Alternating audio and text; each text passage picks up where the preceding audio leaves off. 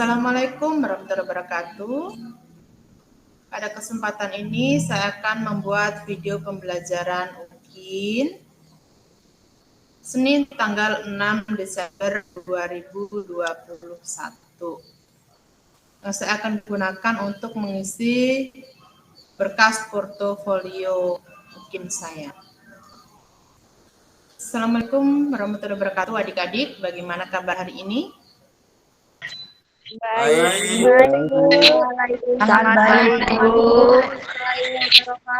Baik ya.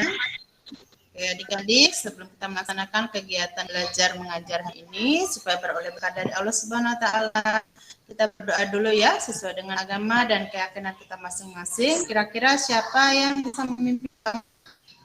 Saya, Bu. Ya, Anusi, silakan. Kegiatan kita pada pagi hari ini adalah kita berdoa. Berdoa menurut keyakinan dan kepercayaan.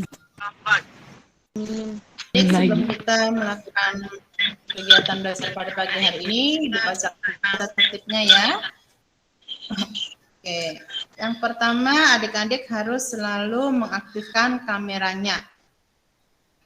Baru yang kedua, suara mikrofon di situ ketika adik-adik tidak menggunakannya. Gitu. Dan adik bisa menghidupkan kembali ketika adik-adik mau berbicara atau bersuara ya.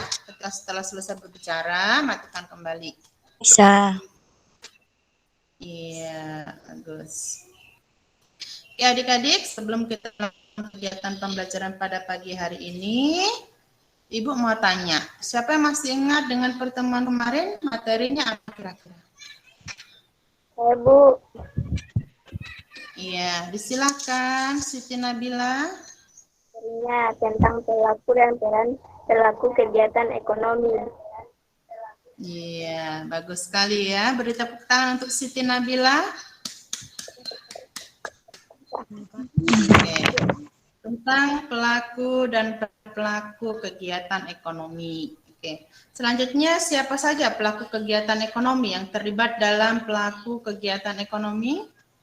Ada yang masih ingat? Pelaku kegiatan ekonomi ada 4, yaitu rumah tangga konsumen, rumah tangga produsen, pemerintah, dan masyarakat luar negeri.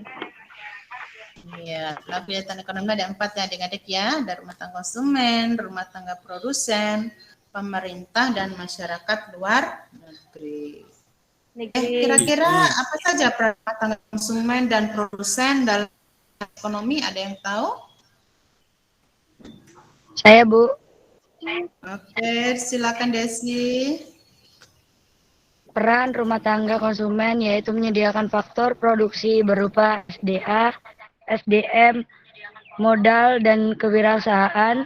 Sedangkan peran rumah tangga produsen yaitu memberikan balas jasa dan atas faktor produksi yang disediakan oleh rumah tangga konsumen serta memproduksi barang dan jasa yang dibutuhkan rumah tangga konsumen.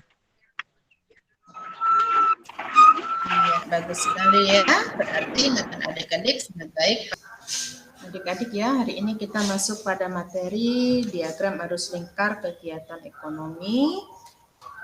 Itu dengan kompetensi dasar 3.3 yang merupakan kompetensi dasar pengetahuan kita. Menganalisis peran pelaku ekonomi dalam kegiatan ekonomi atau masuk dalam kata kerja operasional C4. Selanjutnya, KD keterampilan kita menyajikan hasil analisis peran pelaku ekonomi dalam kegiatan ekonomi. Masuk dalam KKO, kata kerja operasional C4. Selanjutnya, kita berpindah ke indikator pencapaian kompetensi kita, yaitu menjelaskan konsep pasar input dan output. Yang kedua, menganalisis model diagram interaksi antar pelaku ekonomi, circular flow diagram, sederhana 2 sektor, 3 sektor, dan 4 sektor. Yang ketiga, mencatat hasil analisis peran pelaku ekonomi dalam kegiatan ekonomi melalui media lisan dan tulisan. Selanjutnya, tujuan pembelajaran kita hari ini yaitu melalui pendekatan saintifik TPACK dengan menggunakan model pembelajaran problem based learning dan melakukan pembelajaran daring menggunakan aplikasi Google Meet dengan sikap jujur, disiplin, percaya diri, dan bertanggung jawab. Diharapkan peserta didik dapat menganalisis model diagram interaksi pelaku ekonomi, circular flow diagram, 2 sektor, 3 sektor, dan 4 sektor. Oke. Tujuan dari pembelajaran kita hari ini yaitu ada beberapa manfaat yang adik-adik akan dapatkan. Itu manfaat yang diperoleh dari mempelajari circular flow diagram ini. Kita bisa tahu hubungan dari masing-masing rumah tangga tersebut ya. Baik itu rumah tangga konsumen kepada rumah tangga produsen atau rumah tangga produsen kepada pemerintah dan pemerintah kepada masyarakat luar negeri. Begitu juga sebaliknya.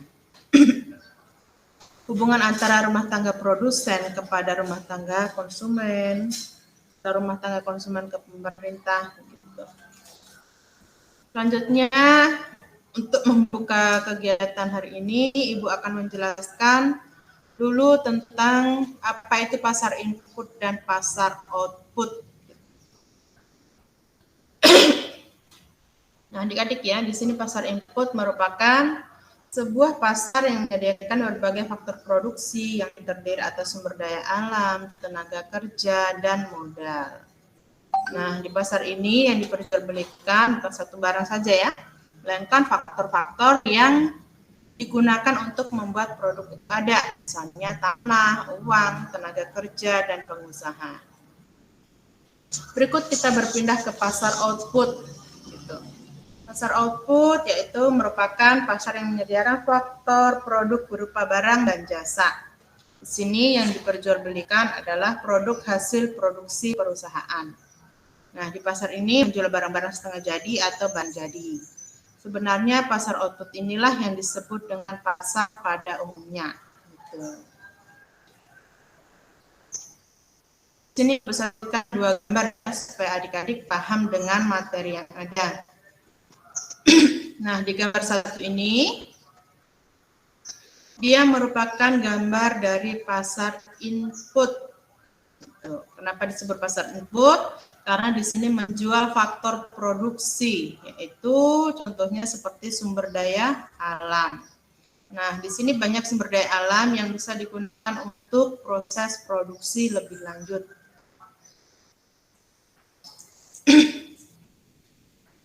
Selanjutnya kita berpindah ke gambar yang kedua. Nah, gambar kedua ini merupakan contoh dari pasar output. Kenapa disebut dengan pasar output? Karena di sini menjual barang-barang yang sudah melalui proses produksi terlebih dahulu.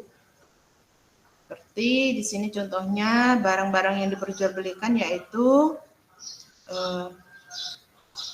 barang yang sudah menjadi hasil produksi dari barang setengah jadi. Gitu. Berarti dalam artian barang setengah jadi dia harus melalui proses pengolahan kembali ketika kita akan melakukan atau kita akan mengkonsumsi atau menghabiskan nilai guna suatu barang ini ya. Oke, kita harus produksi terlebih dahulu. Oke, sudah paham adik-adik? Adik-adik ya, ini video pembelajarannya Ibu akan tampilkan. Silakan adik-adik simak dan amati. Jika ada yang ditanyakan, nanti kita akan diskusikan bersama setelah penayangan video ya. Silakan nonton videonya.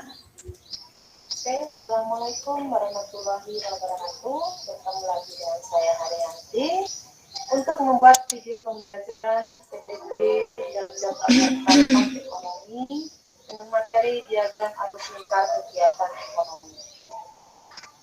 Kompetensi dasar pengetahuan kita yaitu menganalisis peran pelaku ekonomi dalam kegiatan ekonomi. Dan pada keterampilan kita menyajikan hasil analisis peran pelaku ekonomi dalam kegiatan ekonomi. Indikator pencapaian kompetensi menjelaskan konsep pasar input dan output. 2. Menganalisis model diagram interaksi antar pelaku ekonomi, circular flow diagram sederhana 2 sektor, 3 sektor, dan 4 sektor. 3. Mencatat hasil analisis peran pelaku ekonomi dalam kegiatan ekonomi. melalui media lisan dan tulisan. Tujuan pembelajaran.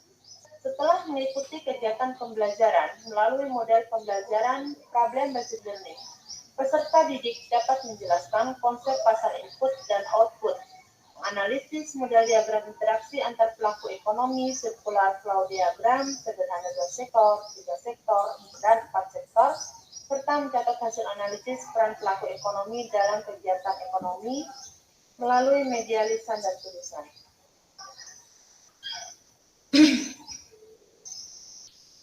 Sekarang kita masuk di materi pertama, yaitu pasar input dan pasar output.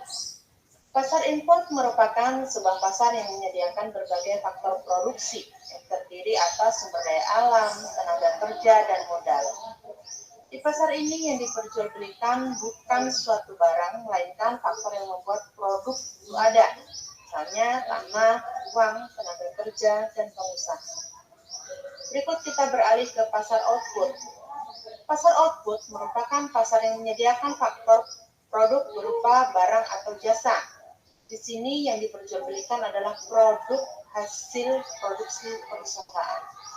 Pasar ini menjual barang setengah jadi atau barang jadi. Sebenarnya pasar output inilah yang disebut dengan pasar pada umumnya.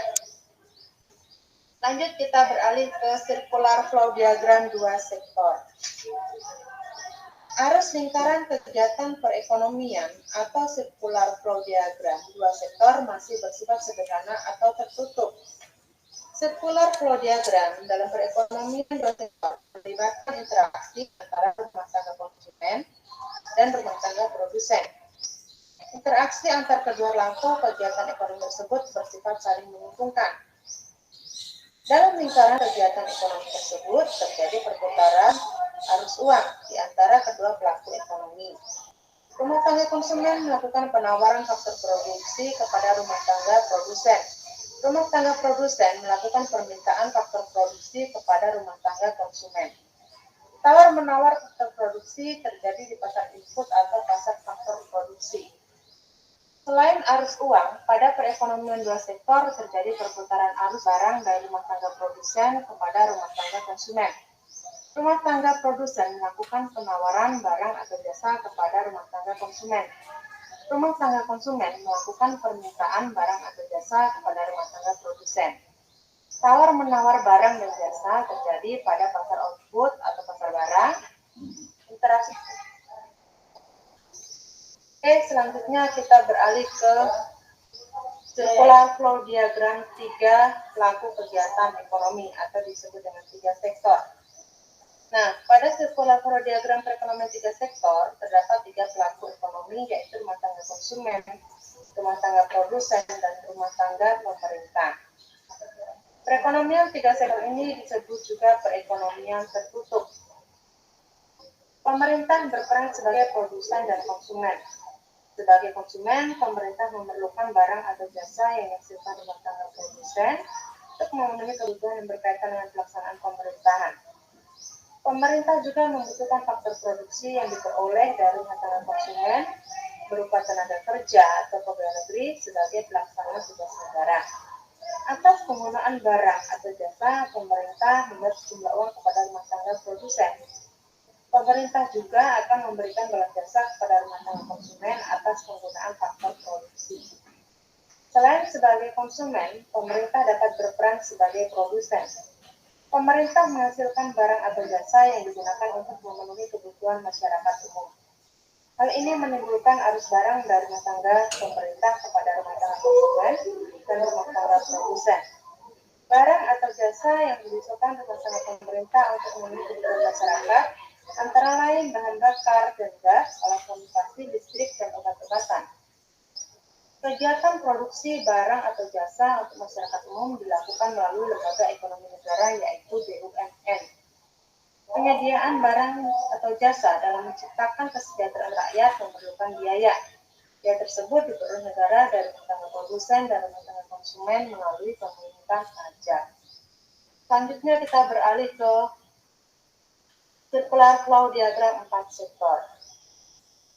Nah, Di arus tingkat kegiatan perekonomian intersektor atau terbuka melibatkan 4 pelaku ekonomi, yaitu rumah tangga produsen, rumah tangga konsumen, pemerintah, dan masyarakat luar negeri. Pelaku ekonomi dalam negeri dan masyarakat luar negeri saling berinteraksi dalam kegiatan ekonomi yang lebih terbuka. Pelaku ekonomi dalam negeri menyediakan barang atau jasa, serta faktor produksi untuk masyarakat luar negeri. Untuk menunjang kegiatan tersebut, pelaku ekonomi dalam negeri melakukan ekspor barang dan atau jasa, serta faktor produksi yang dibutuhkan masyarakat luar negeri. Barang atau jasa yang diekspor ke luar negeri berupa barang-barang produksi lokal yang tidak diproduksi masyarakat luar negeri. Faktor produksi yang dibutuhkan masyarakat luar negeri dapat berupa tenaga kerja atau TKI dan bahan mentah. Selain melakukan kegiatan ekspor, pelaku ekonomi dalam negeri melakukan impor untuk memenuhi kebutuhan dalam negeri. Kegiatan impor dapat berupa impor bahan baku, tenaga kerja, serta barang dan atau jasa. Kegiatan ekspor dan impor antara pelaku ekonomi dalam negeri dan masyarakat luar negeri menyebutkan arus barang dan atau jasa, arus faktor produksi, dan arus uang. Arus faktor produksi dan arus barang atau jasa dari pelaku ekonomi luar negeri kepada masyarakat luar negeri menghasilkan devisa atau biasa disebut dengan valuta asing.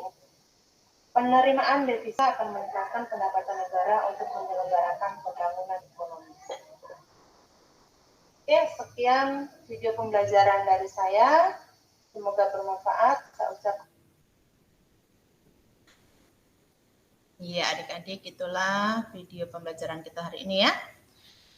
Jika ada yang belum dipahami atau ingin ditanyakan, Ibu persilakan sebelum kita memulai kegiatan diskusi pada pagi hari ini. Ya? Ada, Bu. Ya, Siti Nabila. Mengapa rumah tangga konsumen dan rumah tangga harus membayar pajak kepada pemerintah? Kenapa rumah tangga konsumen dan rumah tangga produsen harus berpajak kepada pemerintah? Ya, yang tahu? Siapa yang tahu kira-kira? Saya, Bu. Ya, Desi, silakan Desi. Merupakan sumber perintah negara sehingga rumah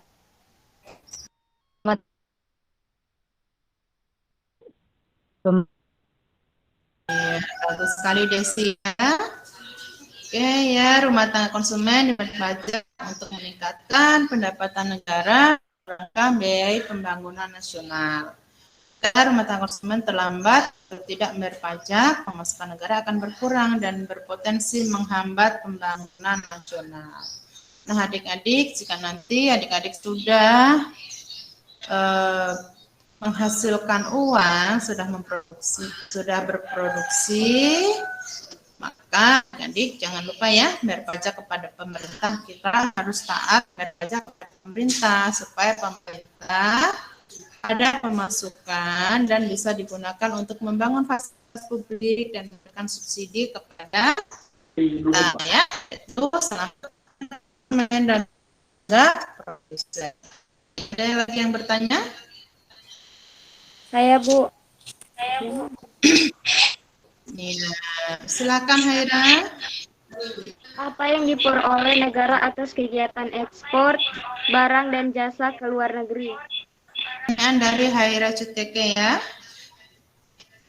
Apa yang diperoleh oleh negara dari kegiatan ekspor ke luar negeri? Ada yang bisa menjawab? Ada yang tahu? Saya, Bu. Negara pengekspor barang dan jasa akan mendapatkan devisa atau biasa disebut dengan valuta asing. Iya, negara pengekspor akan mendapatkan devisa atau valuta asing ya. Ada yang tahu apa itu valuta asing atau falas? Saya, Bu. Iya, siapa Siska? Silakan Siska. Valuta asing adalah mata uang asing yang diterima, diakui, serta digunakan antar bisnis untuk melakukan transaksi perdagangan internasional. Iya, bagus sekali Siska ya. Valuta asing merupakan mata uang asing, maka valuta asing tidak dapat dijadikan sebagai alat pembayaran perdagangan negeri. Ada yang tahu alat pembayaran perdagangan dalam negeri itu? Kalau di Indonesia menggunakan apa adik-adik? Saya, Bu. Iya, silakan Haira. Menggunakan rupiah. Iya, menggunakan rupiah. Selain Haira, siapa lagi ada yang tahu? Alat pembayaran dalam negeri, yaitu di Indonesia. Ada yang tahu siapa selain Hairia? Adel Nusi mengangkat tangan ini. Ayo Adel Nusi. Uang, Bu. Ya, menggunakan uang atau menggunakan Rupiah. mata uang Indonesia apa, Dek? Iya, rupiah. Bagus sekali ya. Oke.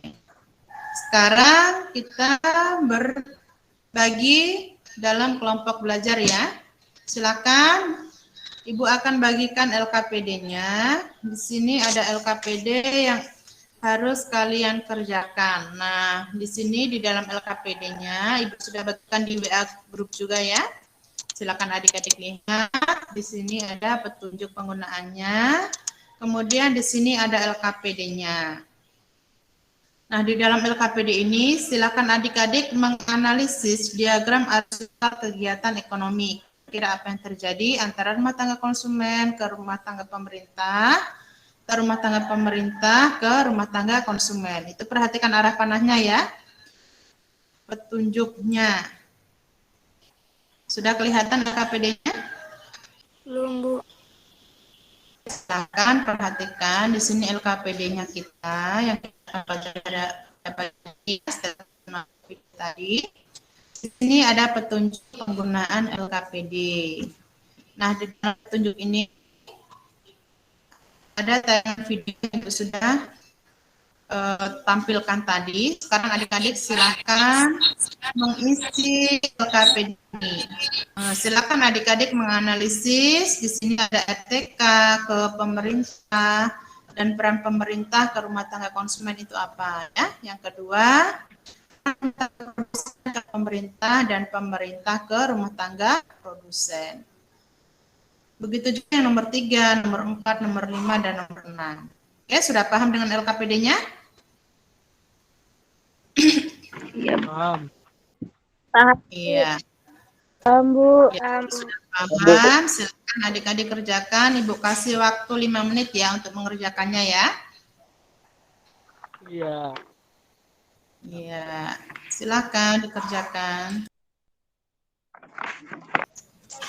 Oke, adik-adik, waktu mengerjakan sudah selesai ya. Silakan kelompok berapa yang mau presentasi? Oh, Satu, Bu. Iya, kelompok 1. Silakan kelompok 1.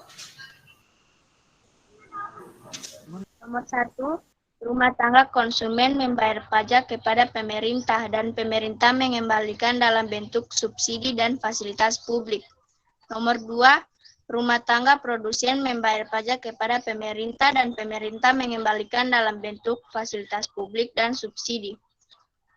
Nomor 3, rumah tangga produsen mengekspor barang dan jasa ke luar negeri dan masyarakat luar negeri membayarnya menggunakan devisa.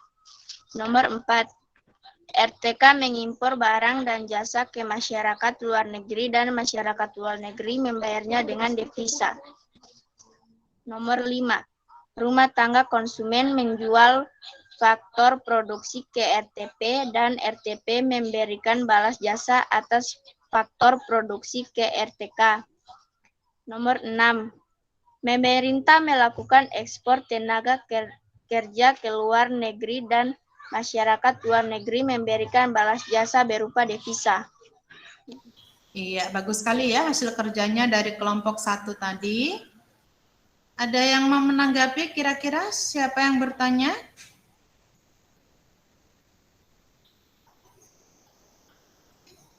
Bu. Iya, disilakan, Fadila. Siapa saja pelaku kegiatan ekonomi di flow diagram 3 sektor? Ya, ada pertanyaan dari Fadila ya. Siapa saja pelaku kegiatan ekonomi di dalam 3 sektor? Siapa yang bisa menjawab? Iya, Saya, disilakan. Siapa dulu yang menjawab? Diagram yaitu rumah tangga konsumen, rumah tangga produsen, dan pemerintah. Pelaku kegiatan ekonomi circular flow diagram ke sektor rumah tangga produsen dan pemerintah. Oke, masih ada yang mau bertanya lagi kira-kira? Saya, Bu. Iya, Desi, Saya, Bu. silakan. Circular diagram jelaskan mengapa pemerintah disebut sebagai konsumen dan produsen. Oke, ada pertanyaan dari Desi ya, bagus sekali pertanyaannya. Dalam circular flow diagram, jelaskan mengapa pemerintah disebut sebagai konsumen dan produsen. Ada yang tahu kira-kira mengapa pemerintah disebut sebagai konsumen dan produsen? Silakan. Pemerintah sebagai konsumen, pemerintah membutuhkan barang dan jasa yang dihasilkan rumah tangga produsen untuk memenuhi kebutuhan yang berkaitan dengan pelaksanaan pemerintah. Pemerintah sebagai produsen yaitu pemerintah menghasilkan barang dan jasa untuk memenuhi kebutuhan masyarakat seperti fasilitas publik. Iya, bagus sekali jawabannya dari teman kita. Masih ada yang tanya lagi? Ada yang belum dipahami tentang materi hari ini? Karena dia semua jadi bangga paham semuanya. Oke, Paham, Bu. sekarang kita merefleksi kegiatan kita. Iya. Bagaimana pembelajaran pada hari ini, adik? Menyenangkan, Bu. Menyenangkan, Bu. Menyenangkan, Bu. Menyenangkan, Bu. Iya.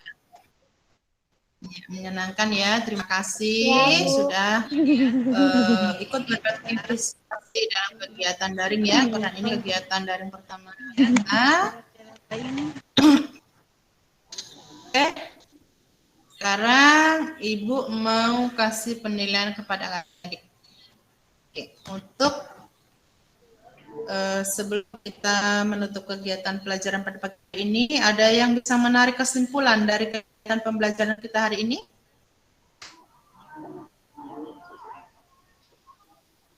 Ayo, siapa yang bisa menarik kesimpulan?